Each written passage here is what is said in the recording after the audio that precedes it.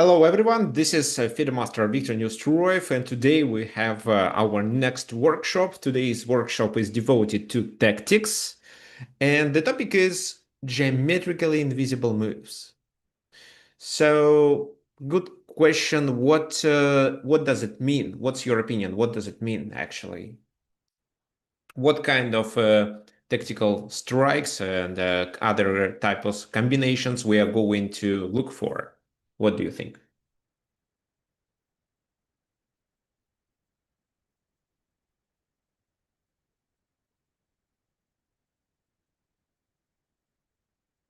By the way, can you please let me know if the sound and video quality is good?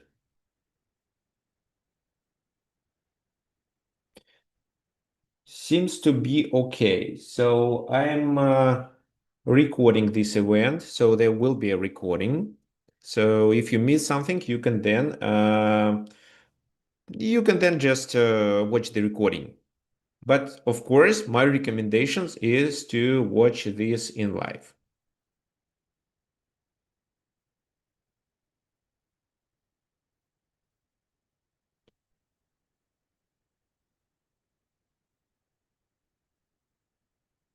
Okay. Yeah, let's double check if the sound is okay. So Bancel doesn't hear me, so probably you need to exit our Zoom conference and enter it one more time using the same link. Okay, fine, perfect, it works for you too. Uh, yeah, so John is correct. We are looking for attacking angles that are hidden but can be exploited. That's absolutely right. Oh, by the way, it looks like today we have some new faces. Well, guys, if you want, you can introduce yourself. At least you can tell what country are you from and what's your current rating. It can be even online rating on chess.com or Lichess. Okay, while you're doing it, let me first explain what are we talking about. So, of course, in chess, geometry plays a crucial role. So, files, ranks, open diagonals, all these is important.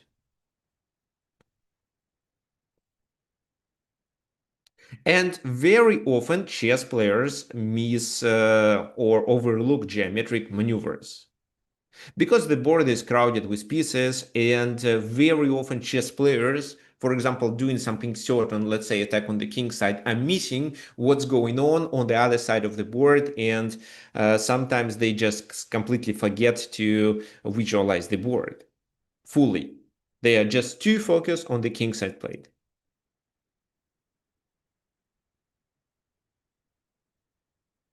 Okay, what are these types of geometrically invisible moves? Well, first of all, when we transfer a piece from one flank to another flank, especially if we have the attack and our opponent thinks that we can use only pieces that we have on the king side, but a move on the other side of the board can affect what is going on the king side too. Well, what else? Retreating a piece backward sometimes can be very dangerous. Also, X-ray attacks, when you attack through the enemy piece, for example. And what else? Some multifunctional linear maneuvers. When you make a move, and this move has several ideas behind it. Well, sometimes there are ugly moves, especially played by your opponent, that you can take advantage of. Well, for example, you're blocking some pieces or your opponent is blocking some pieces and you can take advantage. Or you are blocking, but this is a part of your tactical combination. And well, of course, it's very likely that you or your opponent may blunder a tactical strike with a knight. So people blunder forks very often because, well, for our minds, forks are the most tough. Well, that's why, for example, if I have the end game, I would prefer playing blitz, I would prefer to exchange the bishop for the knight to not blunder a fork. So I would prefer to liquidate the knight. Uh, okay, so you probably know how the computers work. The computers, I mean the engines, they are just calculating lines, choosing the best one, and then they have some criteria to evaluate the position, and based on this evaluation, they take decisions. Well, human players cannot play like that. And they have to visualize some templates. And because of that, it's very hard to believe that, for example, this weird move consists a certain tactical idea, because they just can't calculate everything. And that's why you may miss such an opportunity or even overlook your opponent playing it. That's why it does make sense to like develop such a skill. So to develop this ability for non-patterned thinking and to spot such hidden moves, it's important to do a lot of tactics, especially tactics devoted to the geometry of the board. Okay, so today I prepared 6 games that we are going to work on, and first one is between Vasily Ivanchuk and Peter Svidler. So here, Vasily is 2 pawns up, but he's under the attack. However, looks like the attack is not winning, because queen h1 is not playable. Bishop f3 and then queen h1 also doesn't work. The f3 is protected. Queen h2, well, yes, but it's just a check and the king moves to f1. What do you think black should actually play in this position? Looking forward, I can say that actually Peter Svidler, he's 11 times Russian champion of Russia 11 times. If I'm not mistaken, he's 11 times champion. Vasily Ivanchuk is, well, he was one of the strongest, he was the strongest Ukrainian chess player during maybe 10 years. And well, nowadays, even at such an age, well, he's over 50, he is still quite a competitive chess player. He's a legend. But Peter Svidler didn't notice it. Why? Because he was visualizing templates. So then suggest rook b8. What does rook b8 do? So rook b8 doesn't do much. You are threatening the bishop, but what for? So I think rook b8 can be parried with b7.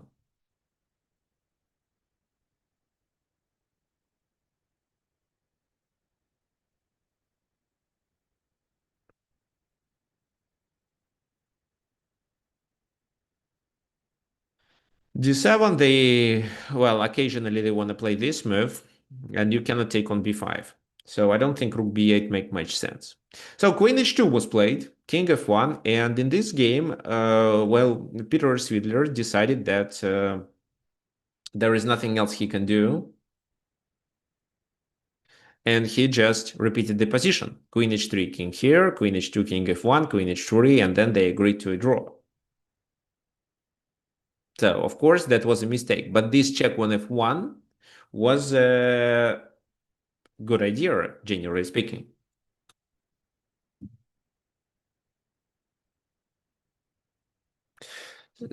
So actually, yes, Peter was correct. I mean, Peter B was correct. So Peter Svidler, well, Peter, this is how we call him using English variation of his name. He is actually Piotr.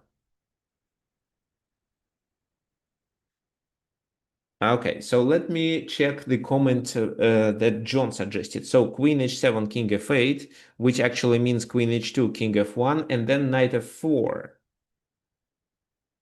Knight f4, and if queen f4, it's this move.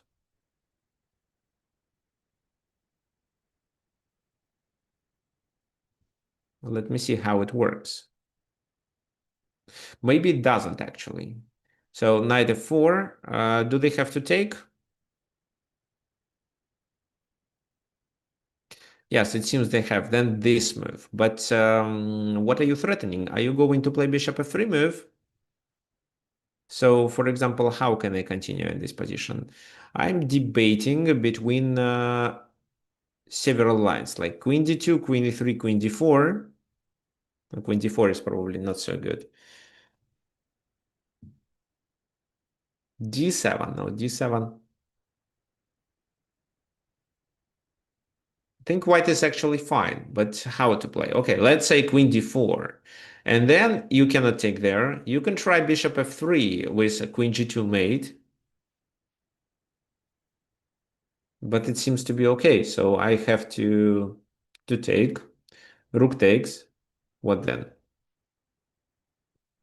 d7. There is no checkmate. No checkmate. So queen h3, just a check. d7 or what?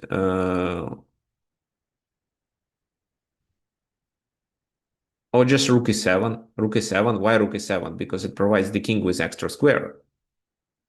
Because queen g3 this time means that I can play d7 and then promote.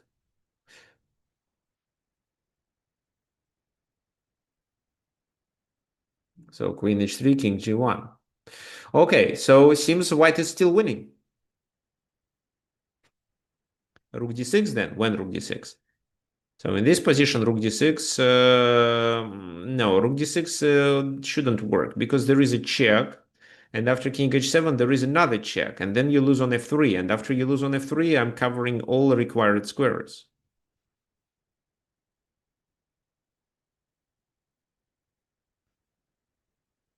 So, well, of course, if I take it's checkmate on f2, but it seems to be okay. So, okay, knight f4 is interesting, but so actually, the idea is so simple. It's based on the checkmate that can be delivered to this king because the king doesn't have an escape square on e2. So in this position, your task is to find a proper move which guarantees a winning position for black. It's either checkmate or extra material. Let's try once again.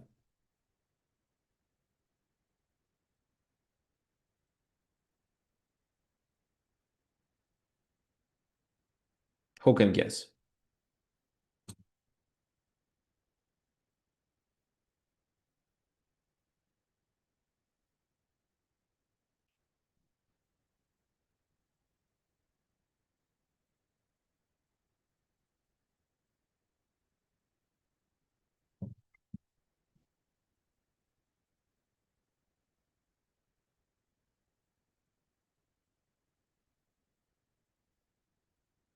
Okay, let me help you. So this knight is overloaded because it has to defend h1 square. Otherwise, queen h1 is checkmate. Yeah, rook. Well, rook h6, probably you mean rook h5. Rook h5, that's right. This is how Peter Svidler could win the game. How? Well, if the queen moves, well, first of all, if knight takes, it's checkmate in one. If the queen takes, then bishop takes, and white loses material. If they play something else, like move their queen away, then just rook takes b5.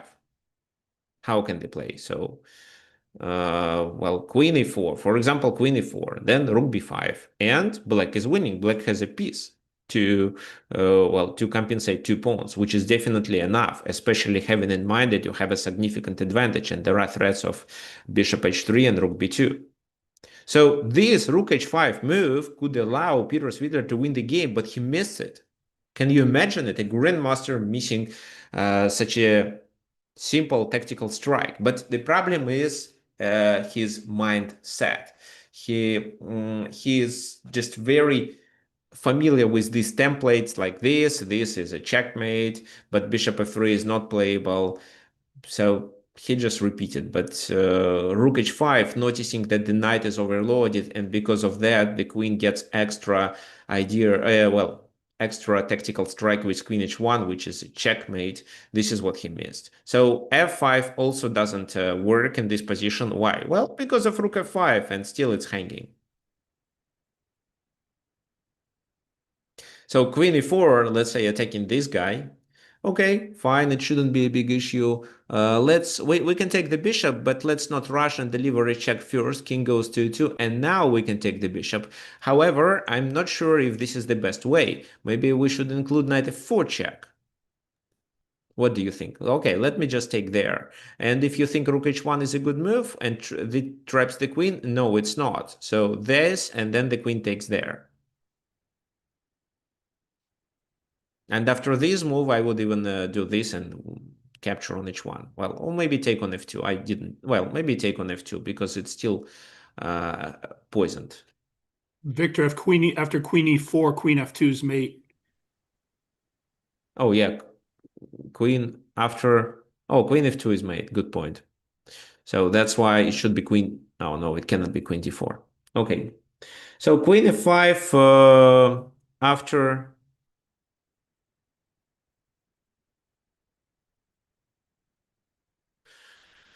Where is a possible draw? Because it seems like a loss. Well, queen f5. So bishop takes. Bishop takes.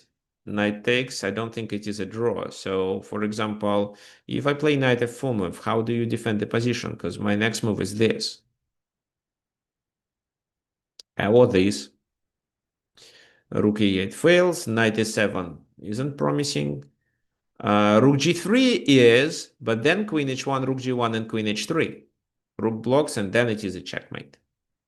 So no, it was over after rook h5, but he missed such a move. Okay, let's take a look at our other example. This is the game between famous Arthur Yusupov and Viktor Korchnoi. Actually, they both are famous. Arthur Yusupov is mainly famous because of his coaching activity. He is author of many helpful books and methodologies that allows chess players to progress. Let's take a look at this position. It's black to move. So what black should do? They definitely see that c6 is vulnerable, but at the same time, there is a complex of light squares weakened. And they decided to play bishop f4 move, aiming to play queen f5, queen f3. So they think that they can sacrifice the pawn and then just continue with these moves and then threaten checkmate on h1. So what do you think? Does it work?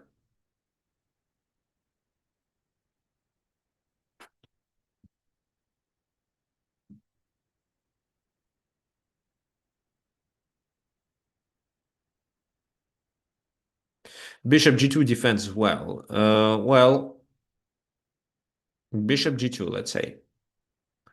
I think it doesn't defend so well. So I think that first of all there is this move, then h3 and queen f5 or queen g4. Queen g4 is better, I think. Queen g4, not f5. Then threatening with queen f3. So there it's still possible to defend the position. But let's decide if there is a better move. Maybe we first play queen f5. We reinforce the pin. So capturing there is a blunder. How is it a blunder? Okay, so it is a blunder like that. So now rook c8 and bishop c2. They take, but look at the position. Here, black has material advantage. They have queen and two bishops versus two rooks and a bishop. So actually, almost a bishop up. Bishop g2, queen f5. Maybe they take, but if they take, then what? I want to take with a pawn, actually. I want to take with a pawn, and in case of this, it's the same, and the queen is hanging. And then once the queen moves, take, and black is a piece up. So that's why the knight has to move. If the knight moves to f4, we take that knight, and then we are trying to initiate the attack. Knight c5 is the best move, I agree. So knight c5, and then h3 with queen f3 idea. What's your opinion regarding it?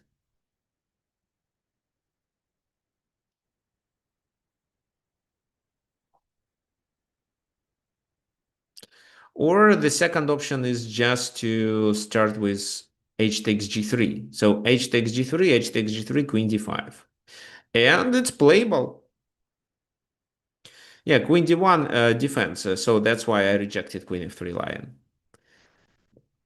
Well, bishop g2 allows white to defend, but white wants to win. Can white win here?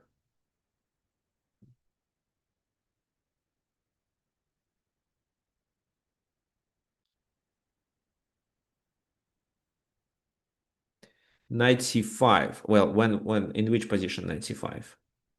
Ah, you mean knight c5 after this. Queen f5, bishop f4, d takes e4, knight c5 here. Well, that's right. Ah, in this exact position, knight c5. What do you mean? Ah, attacking the, but they take on c5 and you have your queen hanging. What's the point?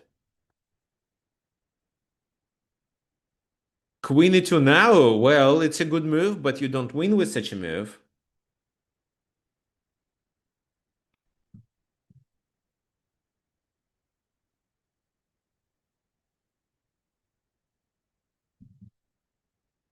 So what do you think?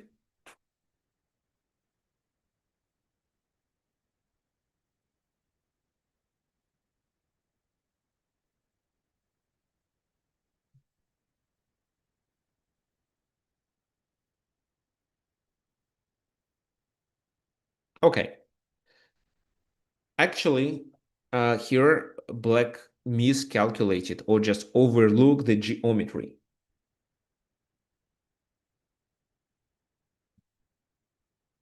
Yeah, white wins because they can take on c6. But what about queen f5 with queen f3? Do we now have to play this move? No, we cannot. There is a pin. How else can we defend? Bringing the queen to d1? Maybe. Not so sure about this move, actually. So what about bringing the queen to d1? It seems to work. So queen d1, h takes g3, h takes g3, then maybe queen h7, bishop g. Well, yeah, queen h7 actually, because if bishop g2, I can trade there. Oh, the d6 is hanging, so there is. Well, it's quite complicated, and I think it's approximately equal. f4 is a possibility. Yeah, I mean, in this position, f4. I'm not sure about f4 because rook c6 can be played. Bishop d3, no. Oh, f4 is playable. Rook c d8 and they just continue the attack, something like that. But white is winning because of the geometry. So look at this combination. So queen f5 and queen h1, and there is no way to defend once the queen is on f3. There you cannot defend both squares simultaneously. What you can do is you can liquidate one of the enemy pieces that does such an attack. So either the queen or that bishop on e4, or you can counterattack the enemy king. And actually, you can do so. Rook c8. Look at this move. If rook takes rook, you trade the queens and you win a pawn and also a rook actually. So it's completely winning. You won a pawn and then you win a rook. So that's why black here wanted to play queen e3, and this is what they did, having in mind that they win the game with queen h1, no defense. Well, but there is rook e8, and this is a check. So king goes to h7, and it seems there is no way to save the game, but there is sacrificing exchange. Well, you can sacrifice exchange, especially if you want two rooks before, and then it's over. This is what Korchnoi overlooked. Why? Because such a linear maneuver wasn't so transparent. The rook captures on c6, then on c8, then on e8, and then liquidates the bishop. It's very easy to blunder because it seems that instead of doing these actions, white should be looking for some defense. But instead, there is a counterattack, and this counterattack is based on long moves, like with a rook through the almost the whole file. Well, the rook is doing a kind of a rectangle. Well, this is where he resigned. Easy to blunder, right? Well, could he play better? Actually not, because after this, queen f5 in this position, then this, and after king h7, it's possible to defend at least with knight e1. If, let's say, Queen e5, rook c8, maybe in this position they play something else. But what something else? So if rook takes, there is a queen straight. That's it. This is how the game was over. Okay, let's continue with the next example. Okay, so here white played d5, and it seems that the move is actually okay. What else white can do in this position? So pushing the pawn there and then threatening to promote the d pawn, this is what they should be trying to do. And d takes d5 would lead to d6. And then d7.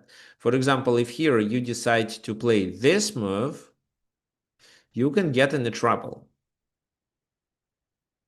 How can they play? Well, rook e7 is one option, and this pawn becomes so dangerous.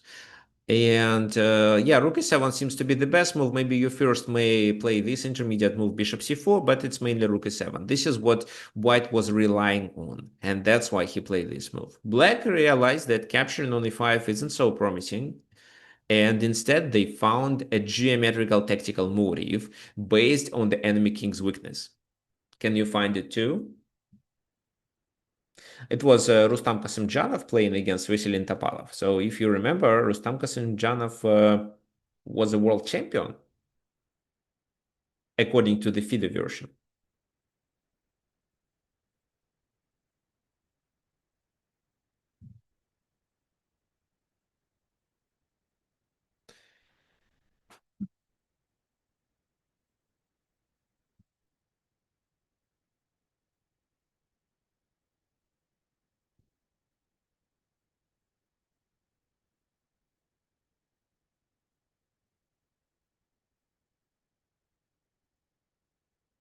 Okay, so you're looking for direct tactics. Well, your solutions, are knight takes e5, f takes e5, rook takes e5. So sacrificing the knight, but what for? Well, let's play this move and double check it. So this, and you aim to chase the queen away and capture on d3, I think, right? How do they play? Well, they can play this move. The pawn is poisoned anyway, so I play this move not to defend it. And then what? So it's bishop c3 coming, with rook g7 coming. Oh, actually, yeah, let me try this. Take, bishop c3. So I win material back. And this is how I simplify. Maybe you can try this move.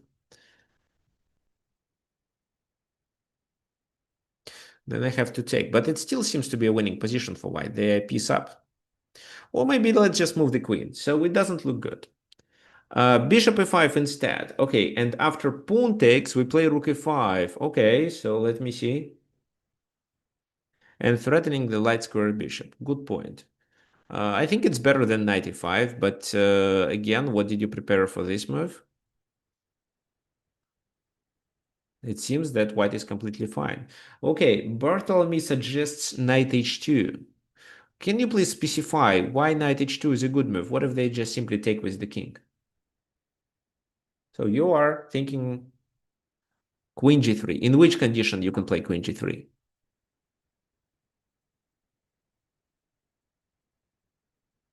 There is a bishop here. After c4. Yes. So together you guys actually found this nice combination. There is geometry. So the knight sacrifice, which actually gains the tempo and exposes the king's position. So that's why this knight should be captured. And then c4. And after bishop takes c4, it's definitely queen g3. This is what happened in the game. So the king moves. He moved actually there, and after knight g4, he had to sacrifice the queen. The game was over. But even if he moves the king to g1, it doesn't work. There is still knight g4, rook e1, and the checkmate on h1. So the queen should be sacrificed on g4 after queen g3, knight g4 anyway.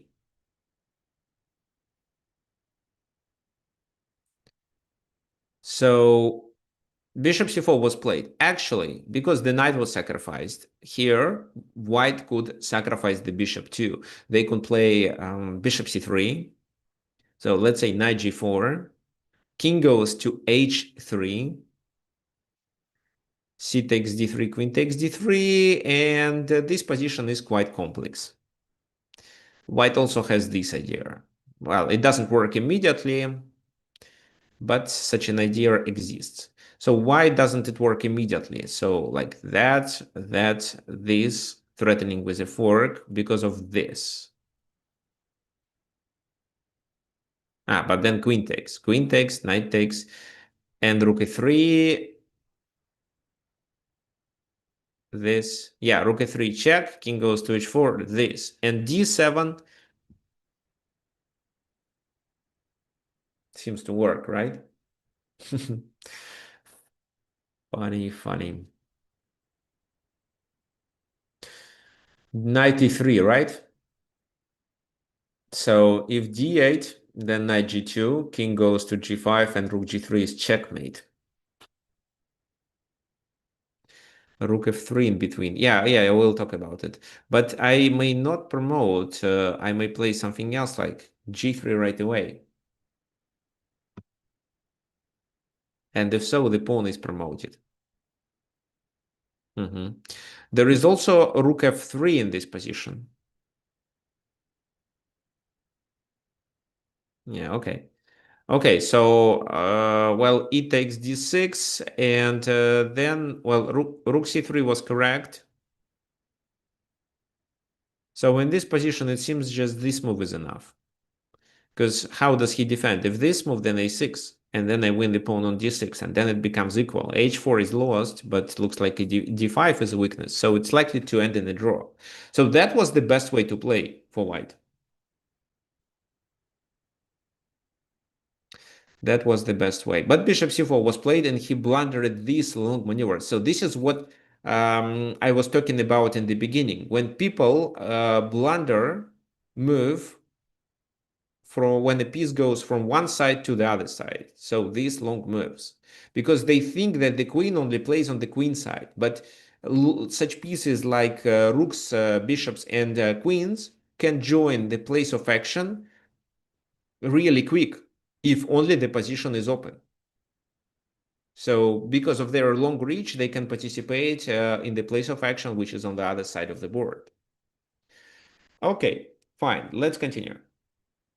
We have several more examples today. Oh, this is a nice example. The game between, well, it's not a strong player, Jonathan Levitt, I don't know who is it, against Jonathan Speelman. Well, Speelman is quite famous. For the queen, black has what? A rook and knight. For the queen and pawn, they have rook and knight. But here, black is attacking.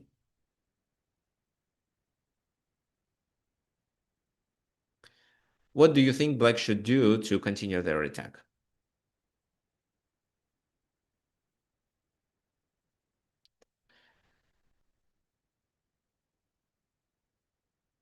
Jonathan Speelman, yes, but who is Jonathan Levitt?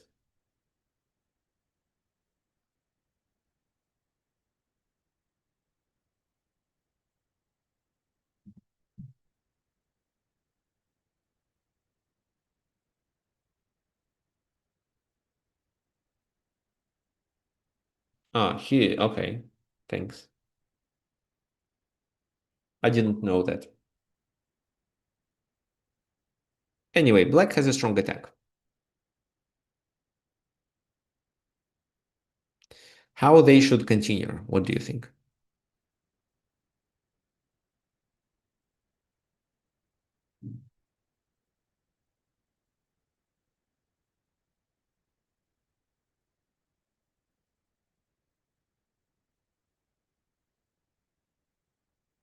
What do you think about, oh, knight c4? What does knight c4 threaten? Knight c4 threatens b2, but let me see if it works. So, for example, you play knight c4, I can take on g7, can I? It seems to work, because if I take there, how do you continue? If you take with a knight, if you take with a knight, at least I have queen c7. King goes that way, and bishop g2, which wins the game. Well, I also have this idea, which passes the game to the endgame, which seems to be winning because I'm a pawn up. But here, not everything is so clear. There is this move, there is a check, so then h4. So the endgame is not clear, but simple bishop g2 wins the game. No, well, rook d5, then just take on d5, take on b2. If you decide to take on b2 with a rook, which makes more sense, then what about this? Check on d1? No. Just take on c4, but you lose this rook. Knight c4 looks like doesn't have an idea behind. So knight d3 seems a better move if you want to play that way.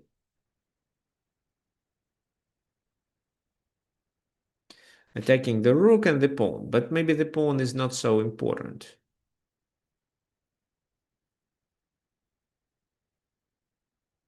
Okay, rook b1.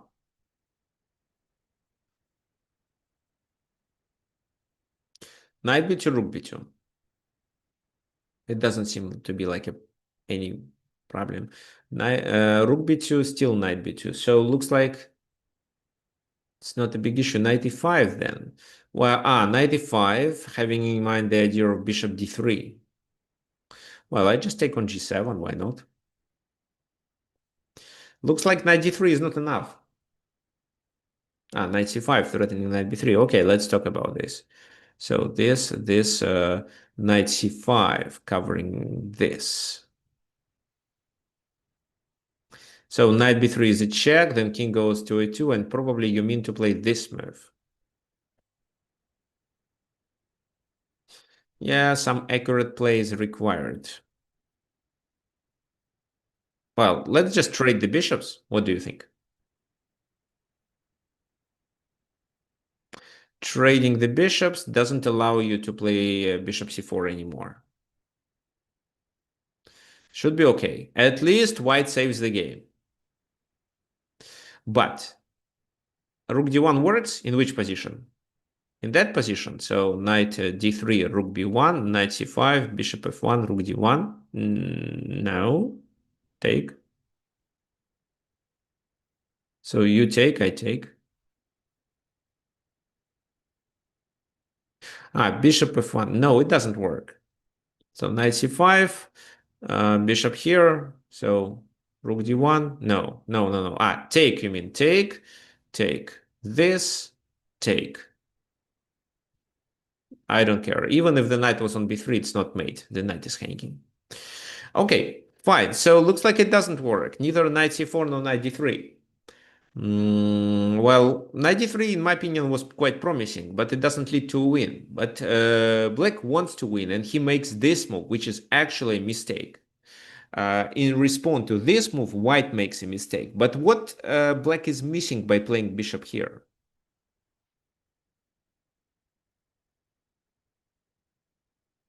Well, what's the idea of this move? Rook d1, obviously, to trade the rooks and to bring the second rook, because a bishop covers the a2 square, the king cannot escape. And it can be even bishop b3 played to block the pawn and to make the king's position more vulnerable. What do you think about bishop c4? Why it's such a wrong move?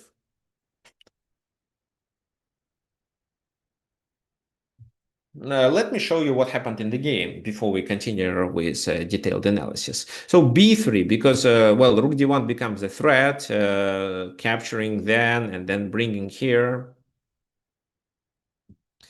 So that's why they played b3, getting another escape square. But bishop takes b3, queen takes g7, knight c4, covering b2. And now it seems that rook a2, king b1, knight d2 is a mating threat. That's why they had to sacrifice here, and after bishop c4, the game was over. There is nothing they can do to stop a ladder mate with rook a1. So why did they play bishop g4 actually? Well, it stops rook d1 because rook d1, rook d2, rook c1 seems like almost a checkmate. Well, it is a checkmate, let me show you. So for example, I play a random move, let's say I take there, rook d1, king b2, rook there, king c3, rook. Oh, I cannot play such a move. Okay. Looks like still this. No, this is a blunder. Okay, then check, then this checkmate. So bishop g4 stops d1. So rook a2 and rook d1 is checkmate. So that's why they played such a move. But after rook e8, there is nothing they can do to cover the e1 square, and this is where they resign. There is no even checks. So instead of b3, there was not only the way to save the game, there was a way to win the game by white. What do you think they missed?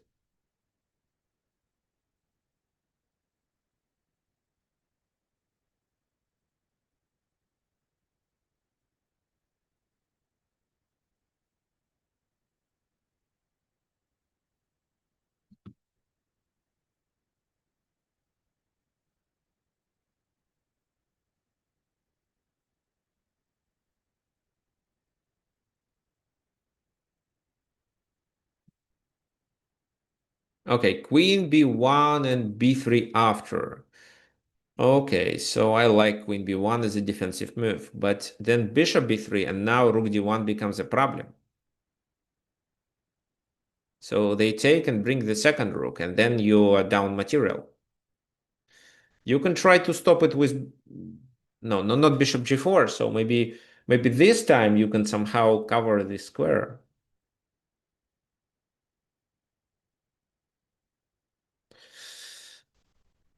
Okay, queen e4 with possible bishop g2 threat. Okay, queen e4 with bishop g2 and queen e1. Okay, and well, everything is defended, so they can start playing this move, and bishop g2 is too late.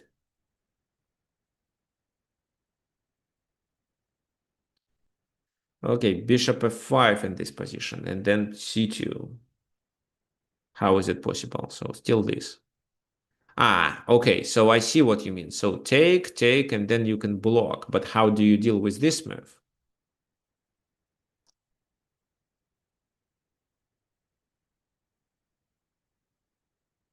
So you can deliver a check. King goes that way. So then queen g7, but he escapes, and you cannot escape. So, well, it's possible to play for a draw in this position after queen f6, I think. Okay, maybe instead, yeah, bishop f5 was a good solution.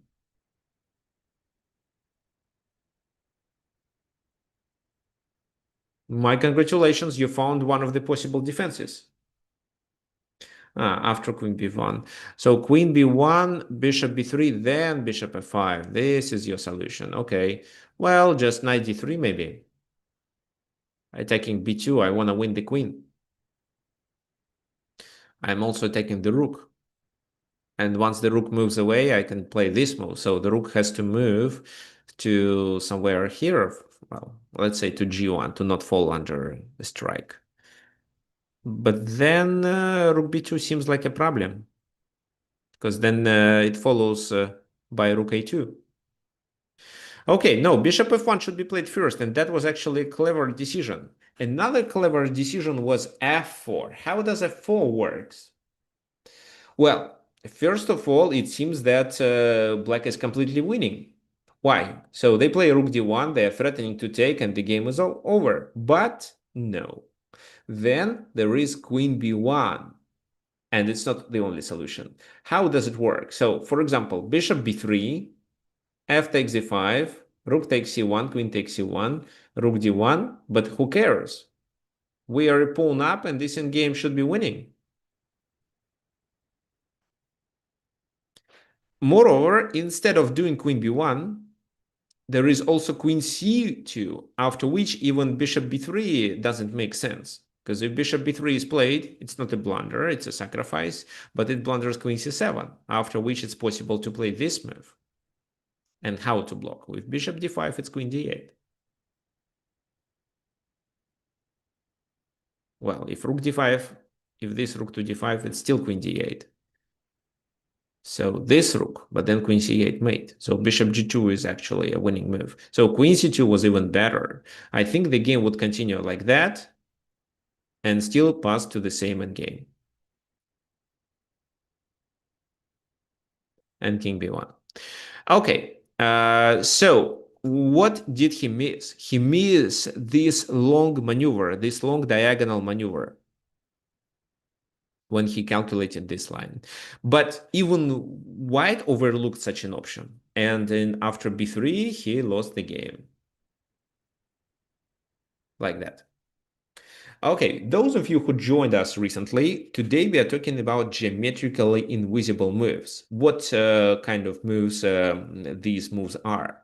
These are either long moves, usually when a piece is located on the other side of the board, and we are focused on the place of action located on the queen side, for example, and the move on the king side affects what's going on the queen side. Or it can be some invisible maneuvers with the knight. So it can be, well, mainly it's about a move with a long reach piece, such as a bishop, queen, or rook.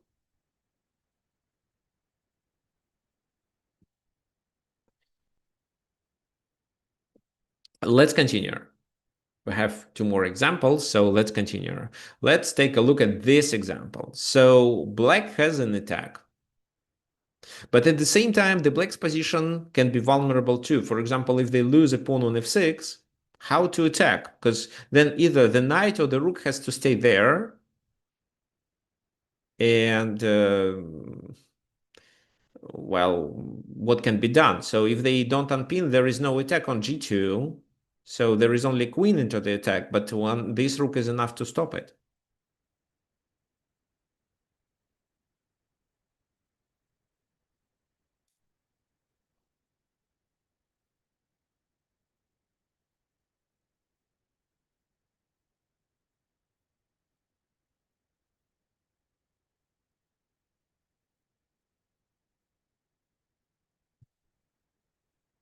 Well, what do you think white should play in this position?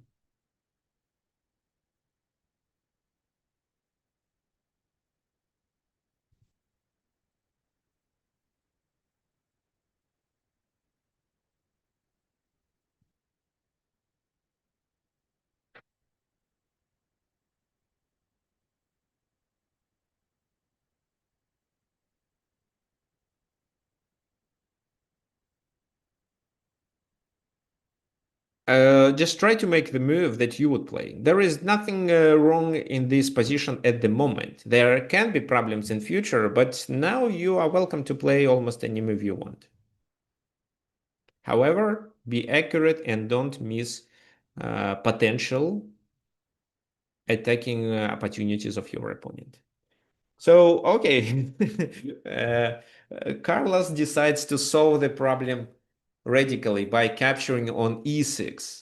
So if there is no knight, we are unlikely to blunder a fork. Well, if you are in a time trouble, I think it's a good practical decision. So, but then f takes e6 and they improve their pawn structure. I think it's beneficial for them. But again, there is nothing wrong. You just lose your potential advantage that you can obtain, but generally it's fine. So queen c3, yeah, queen c3 is a possible move. I like this move, and the key idea is that the queen there attacks f6, and the most important thing is that it doesn't fall under a knight's attack.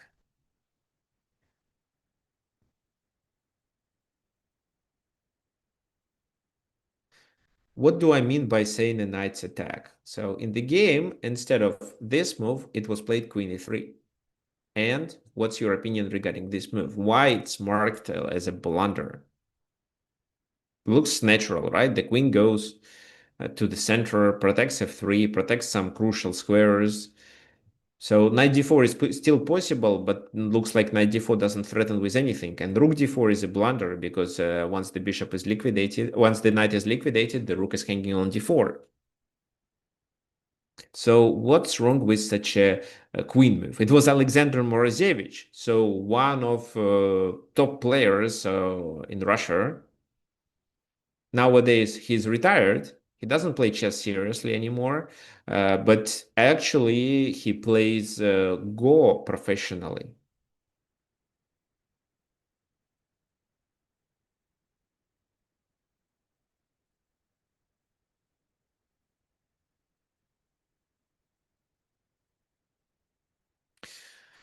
Okay, so rook g4. Nice maneuver.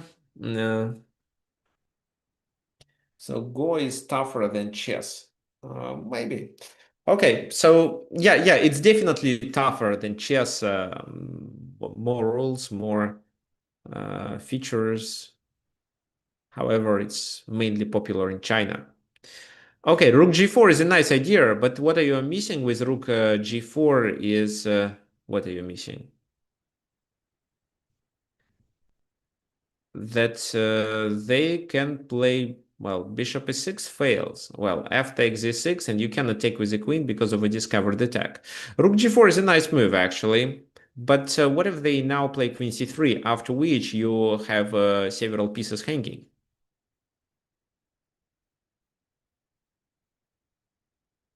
Maybe there is something else they can do. No, I like queen c3 this time. Well, you can just take, and then what rook g4 is doing. So let me just win a pawn. What did you achieve with such a move? Can you play that way? Yes, sure you can. But okay, let me just play maybe queen here. Do you want to win the game with rook g2? Well, rook g1? No. Queen g2? No. So rook g2, after trading the rooks, there is a checkmate. But it fails again because you can just play this move. And either the rook retreats or you have to play with this rook. And if you play with this rook, so what can be done? Well, at least there can be a repetition. Or there can be like check here, let's say queen f4, defending h2, which also looks fine. So that's why I think rook g4 looks interesting based on this pin, but isn't so effective.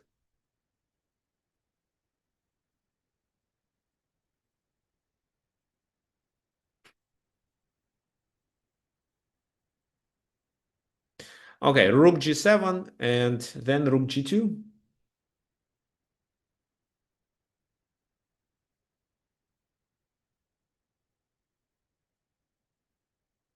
Ellen, you are almost correct.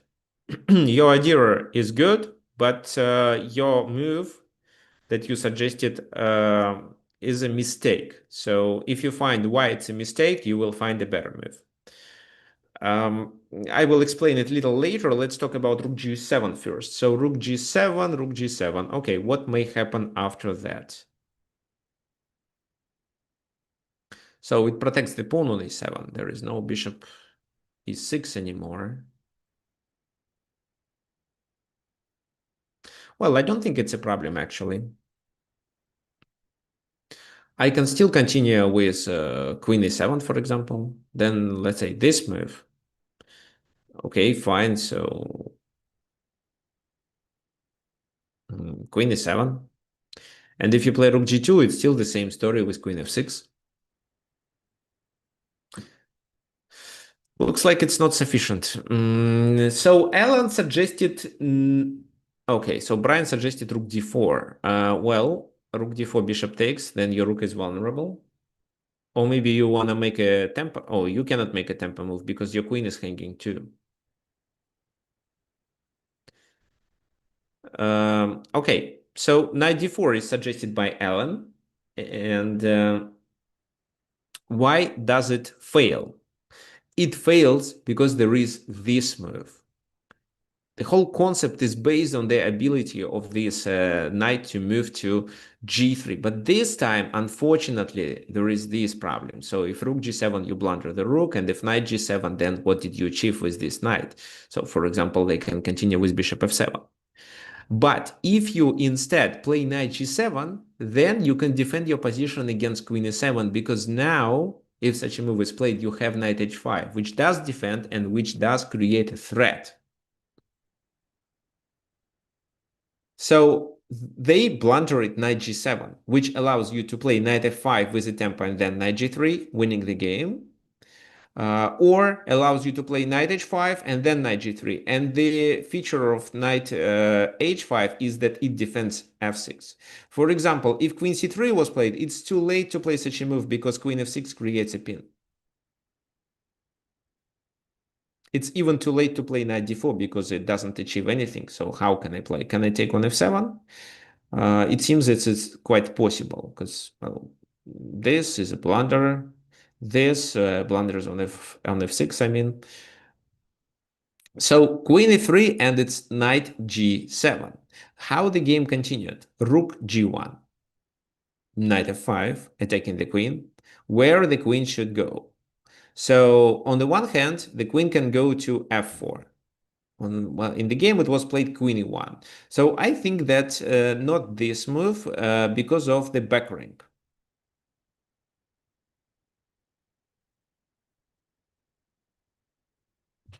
Maybe not. Maybe not only because of the back rank. So what do you think?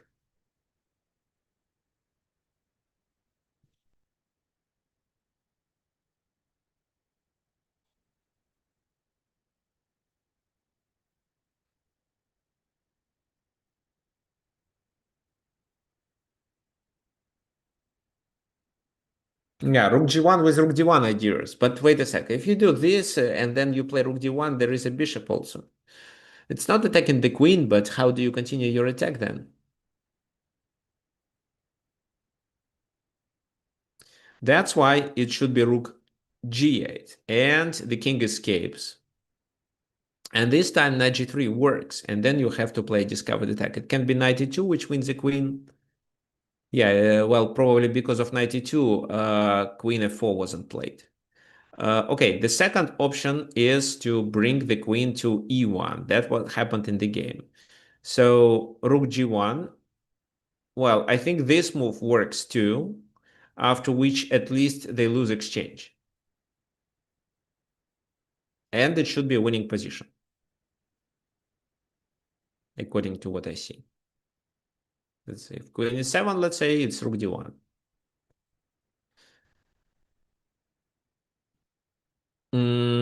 But rook g1, if queen takes, it's the same story. Rook g8 and so on, knight goes there. So if this move, queen f3. No, no, no, no. Well, not only queen f3. There is a better way to play. So you can take, take, take, and finally fork on e3. But if there is no fork, then queen f3 also looks good. I'm sure you can exploit this pin because how do they get rid of? And you have knight e3 and knight h4 both.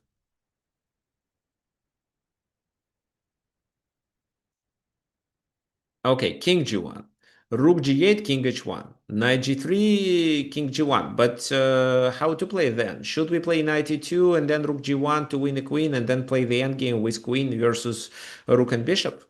Or we have a better solution? What comes to your mind?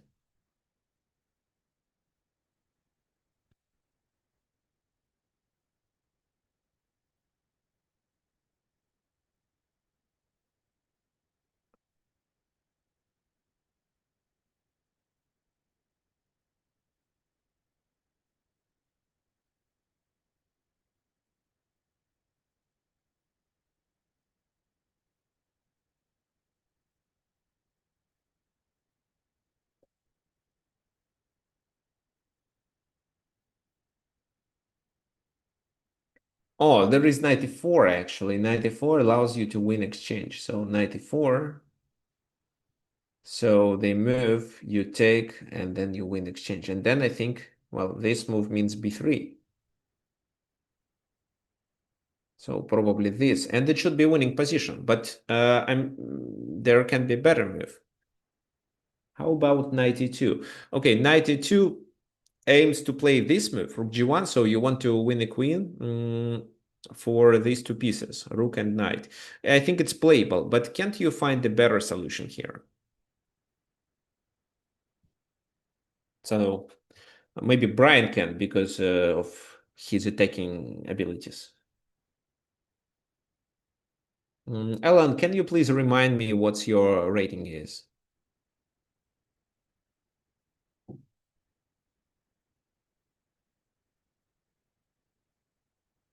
Oh, only 1600. Well, it seems that you should be stronger than 16, at least 19. Ah, 3 years ago. So yeah, probably you're better than 16.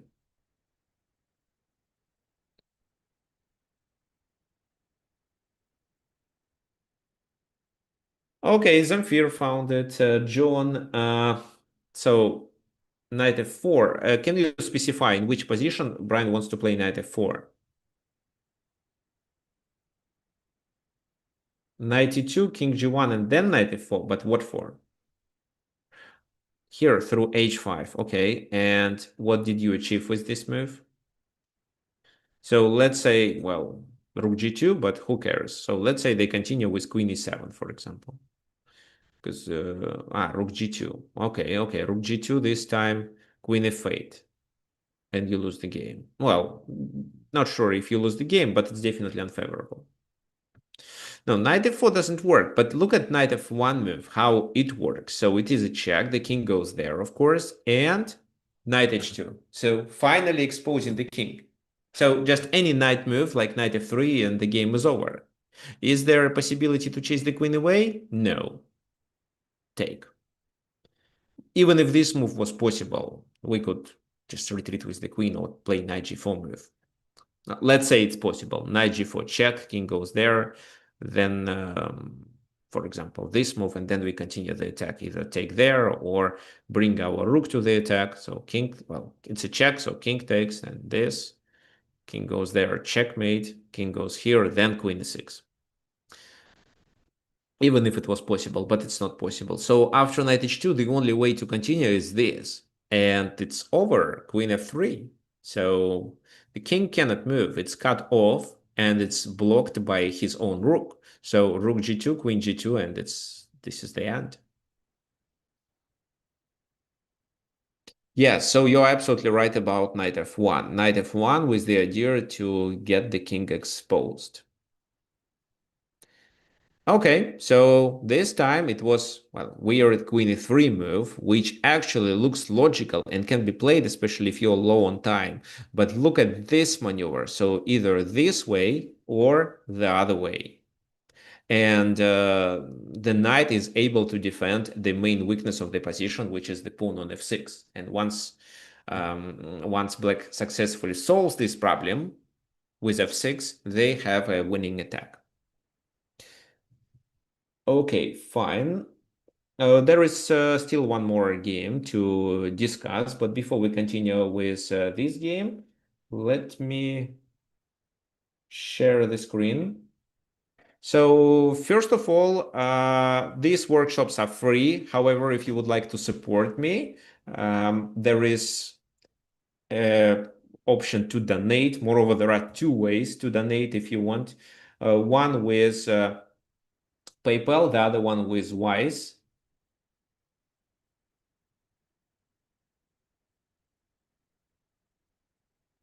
So this is the link how it works. You click the button, a new pop-up window appears. You enter the amount that you want to donate. It can be any amount. Then you click PayPal button and it redirects you to your PayPal account. And then you enter it and send money directly to my account. So this is one option. The other option is to do it through Wise. So using this link. So choose what is better for you. I would really appreciate it. Moreover, this coming Friday, June 6th, we start this course. This course, it's a course of group lessons. Improve your in-game technique. What are we going to work there? We are going to cover the end games and try to improve your ability to play these end games, because this is a very important part of the game. And what I see that, well, for example, my students and other chess players I'm following, well, you can be quite good in the middle game with an attack, but once it comes to the end game, you may choose a wrong plan. You may not take advantage of the enemy weaknesses, and you may let your opponent just capture the pawn. And even with a small advantage, you sometimes cannot convert it and win the game. So that's why passing this course will definitely help you to get better in this final stage of the game. So it's 12 weeks, 3 months. 3 months, and for this small amount, so if you scroll down, there are two options to enroll. Well, it can be $49 per month. And if it consists of 4 lessons a month, then it's less than $10 per hour, which is quite affordable. What are we going to study there? So these are 12 lessons. Essential endgame principles. This is what we are going to talk about this Friday. Then we are covering pawn endgames, 2 lessons devoted to them, rook endgames, again, 2 lessons. Explaining principles and what you should be doing there. Bishop endgame, knight endgame. Then when we have a bishop versus knight or knight versus bishop, of course, there will be queen endgames, especially when you have to play with a queen against a pawn, which is already or is 1 square left from a queen in line. And also when you have extra pawn and queen endgame, how to convert it. And then we come to more complex endgame when we have a rook and 1 minor piece, and also some practical classes, how to defend the endgame, and how to, well, practically play for a win in a complex endgame. So this is what we are going to start what we are going to cover in this course. So if you enjoyed my 2 previous courses, then you will definitely like this one.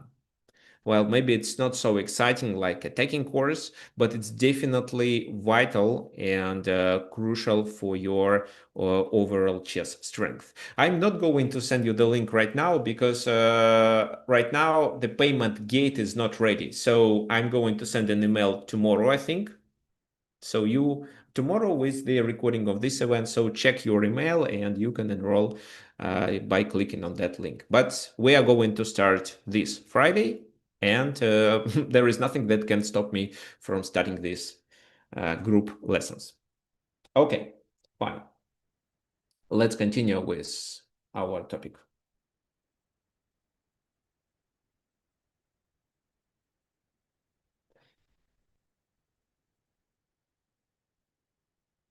Okay, so rook and games take a while to learn. It took me 1 month to solve. Oh, okay. Fine, I win a knight position, which is quite complicated. Okay, thanks, Brian, for sharing this Saavedra position. By the way, why is it named Saavedra? I know that there is a park and a certain area in Buenos Aires, which is called Saavedra. Probably the position was first appeared in this area. It's actually quite close to me, maybe like 20 minutes walk.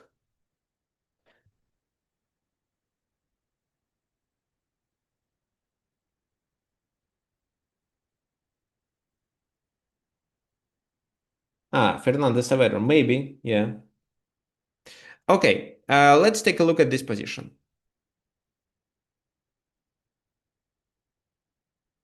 What do you think black should be doing here? How black should attack?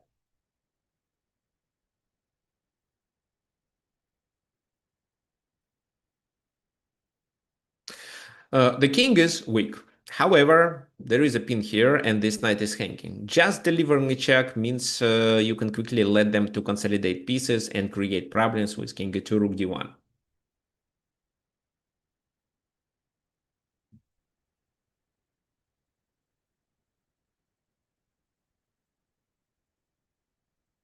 Oh, the link of the course will be sent on like I think tomorrow.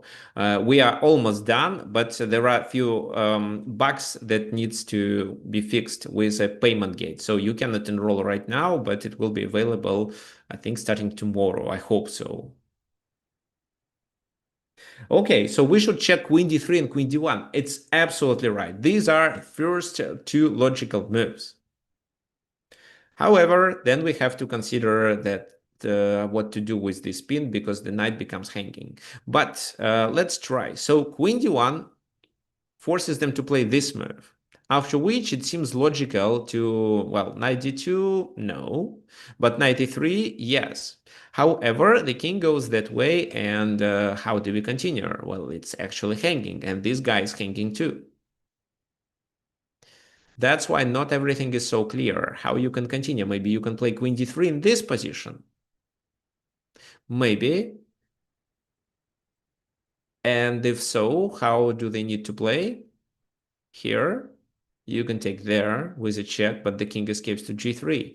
And looks promising, but how do you continue then? They can take on b4. This guy is not hanging because, no, actually he is hanging. If queen e5, it's just queen takes queen. So not everything is so clear. Queen d1 looks good, but let's start with queen d3. Why with queen d3? Well, at least because if king g1, they are checkmated like that. So which tells us that they have to keep the king in the center, and then the king in the center is more vulnerable. So what do you think? How can we take advantage of that position? There is also this hidden idea. So once the king moves to a square, which allows us to fork like that or this, then we can win the queen. But it seems that we cannot reach the king with our knight here at the moment. Yeah, John, absolutely right. Rook d8. Well, Georgios is also correct. So rook d8, you are threatening to checkmate with queen d1. And what comes to your mind in this position? How they should defend the position?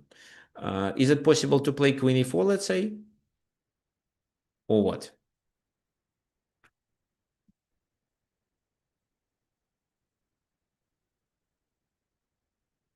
Rook takes knight. No, wait. Brian, you cannot play rook takes knight. It is a checkmate on d1. With rook d8, we are threatening this mate. Queen a4, knight b2. Okay, fine. Maybe knight b2 actually, because where does the queen go? But I also think that after queen a4, you can just checkmate in two. And I think it's better because both moves are checks and we don't have to calculate anything else. Rook a1 is a possibility. Yes, rook a1 is a possibility, but then it's queen c3 and queen a1. So because you cannot go there. If you go there, it's rook d2. And then queen f1. Queen a1, sorry.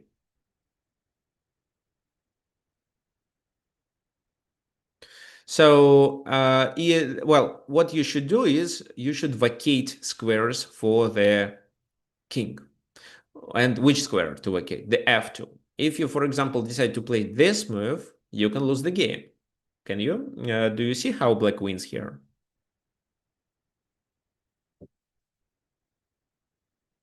Well, same thing happens in case of bishop h4. Or here, even queen d1 is good. Queen d1, rook d2 wins. Right, but queen e3 wins too, and after this move there is knight d2, which is checkmate. Well, there is also rook d1, bishop a1, rook takes bishop, it's also checkmate, so several options. That's why bishop g1. Why? Because such a move allows the king to escape to g3.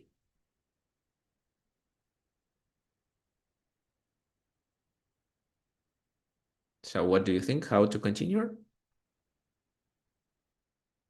Can we deliver several? No. Can we deliver a check and then take on e3? Probably not.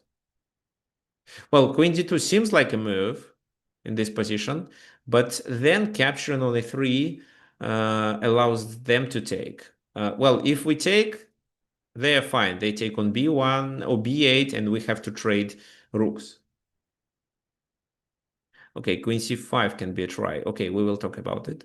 But here, queen d1, and if king f2, they can try to capture, but this fails because the knight is lost and this rook is pinned. So in which position queen c5?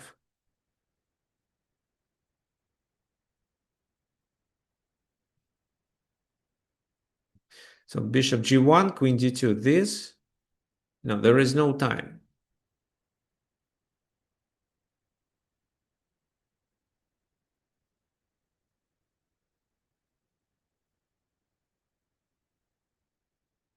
So it's black to move.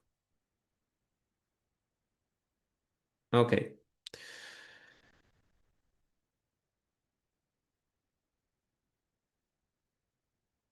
A king f1, queen c1 there. Okay, queen c1 there. Why queen c1? Why not queen d1? I think actually maybe there is no big difference. Maybe they both can be played. The game it was queen d1.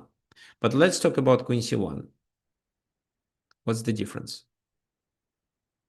So he can go there, but then it's a checkmate, so he has to go to f2.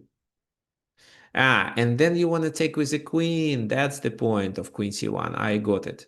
But then he escapes, and now you don't have checks because these squares are covered by the queen. You have a check there, but then the king goes further. Well, bishop f2, or the king. Bishop f2. I choose bishop f2. And now it seems that you have to take on h1. And if you take on h1, I take here, threatening with a checkmate and threatening to take here.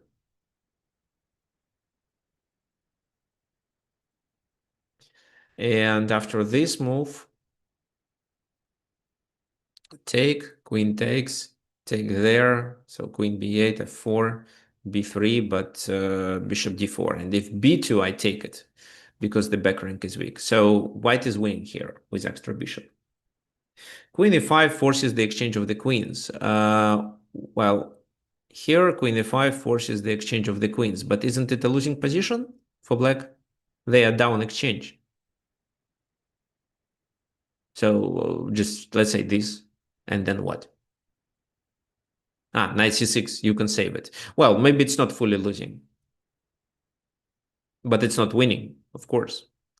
So, okay, well, queen e3 isn't promising because it led the king to escape. But, well, queen d1 was played. King f2,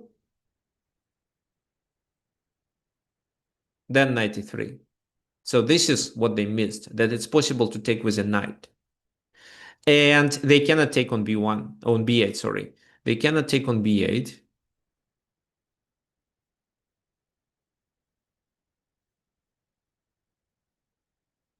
So why they cannot take on b8? Because there is queen d2, king g3, queen d6, and rook b8.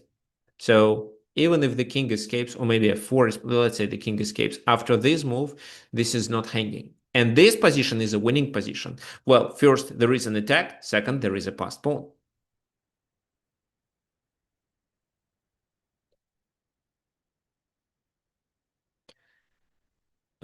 In the game, they played this move right away. And, well, it's still winning. The attack continues. How to play, for example? Well, queen d6, obviously. Queen d6, f4.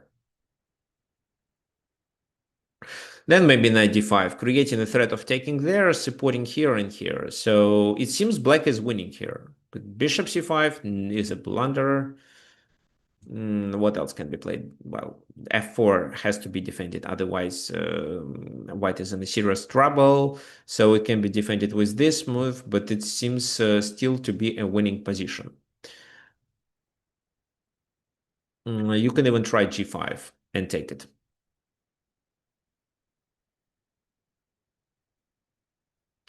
Queen g6 is a possibility too, but then king goes that way.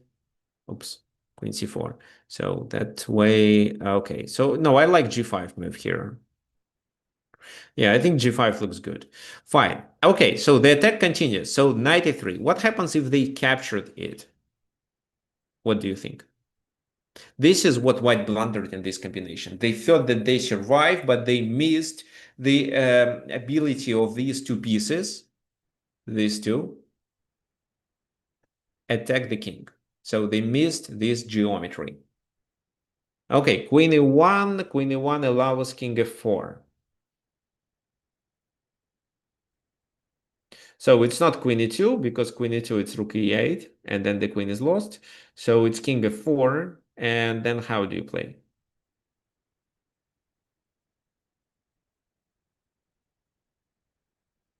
You cannot play rook d4 unfortunately, and that's why I don't see any promising checks. So queen d2, king g3 this time. So it looks like queen e1 is too premature.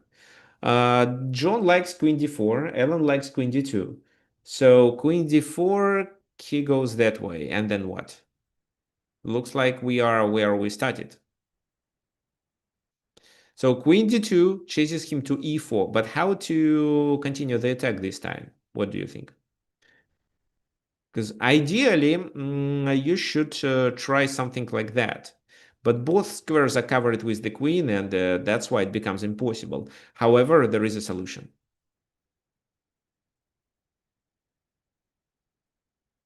Yeah, the solution is f5. That's right. The solution is f5. Well, it's not the only move. No, it seems to be the only move. There is also g5 with queen f4, but queen g5 is slow. It's f5. So what now? If the king takes, it's this. And this wins material, making the position completely winning. If not, then you take and you're still ahead. If the king goes to e5, which is the only square available, then you win the material too because of knight d7 move. And then you can take this. And it's a winning position, especially you can keep attacking the king. So, for example, king e6. Let's Okay, let's decide which move to play, because I want to take there, but I don't want to give up this.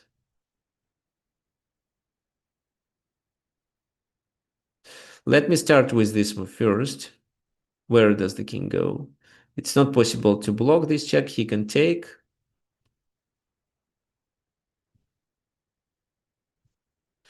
Yeah, okay. So let's play what you suggest, knight f8, and then we take then, and this is a winning position. Also, where does he go? If he goes there, it can be checkmate. If he goes that way, we can win the queen and then the rook. If he goes to e5, then what? Let's just take the rook. I'm just looking if there is a better option. Maybe knight g6 is a better option this time, because if he goes back, then oh no, it's not checkmate.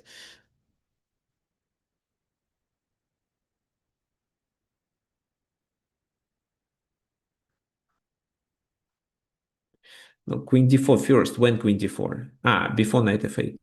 Yeah, queen d6, but he takes on f5, and then what? Knight d7, no. Queen d6, queen, he goes that way. Oh yeah, actually this. Oh, finally this. Yeah, there is a checkmate. Once again, this, check, supported by the knight, so, oh, yeah, and that's it actually. So queen f4 is a checkmate. I mean, queen f4 is the best move. Direct queen f4, exactly. So there is no need to play this move. And then queen h4. So direct queen f4 means this and this. Okay, fine. Knight g6 works. And if this move, it's this. Okay, so instead of this move, queen d4 first. No, queen d4 first doesn't work. Yeah, knight f8 is a good move. So he has to take on f5. This is the only option. But then it's over after rook d5. That's it. So f5 wins the game. You just have to calculate it. This is what white missed. They missed knight a3 idea. And then the king is vulnerable. And finally, they missed a pawn move. So if queen takes there, it's rook e8. It's rook e8, so the king has no moves. They have to block, and this is a loss because here you can continue with queen here, bishop e3. Otherwise, you take the queen for free. So bishop e3, you take, they take, and this is a winning position. After the king goes away, you can defend the knight. For example, this move, just queen b6. Then you escape.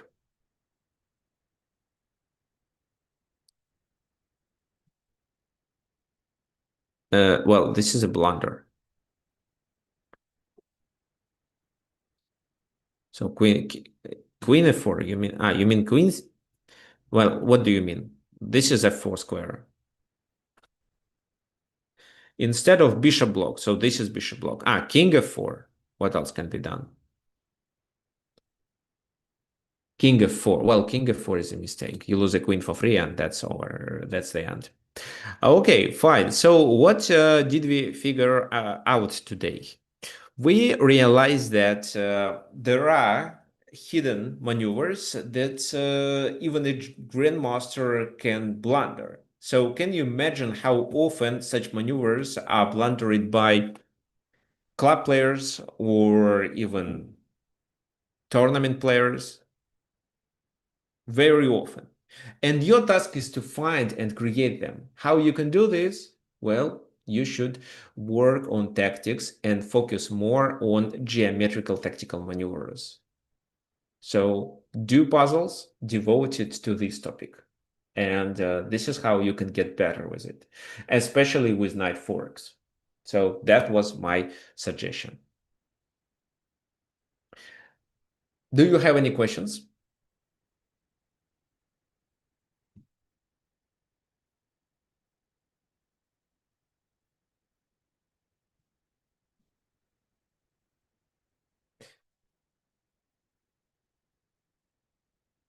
Okay. Rook b8 instead of king e3. In which position?